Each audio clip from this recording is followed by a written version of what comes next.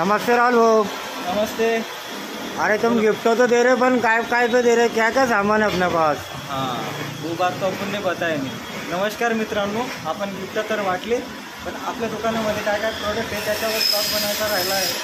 Blog या ब्लॉगमध्ये आपण दाखवू की आपल्याकडे काय काय प्रोडक्ट आहे। तर या पहिल्यापासून आपण सुरुवात। आपल्याकडे बाईकपासून तर ट्रकपर्यंतचे भरपूर टूथचा स्टॉक करलेला आहे। आपण होलसेल पण करतो, रिटेल पण करतो। ओके, त्यानंतर आपल्याकडे ब्रेक ऑइल बघू शकता तुम्ही।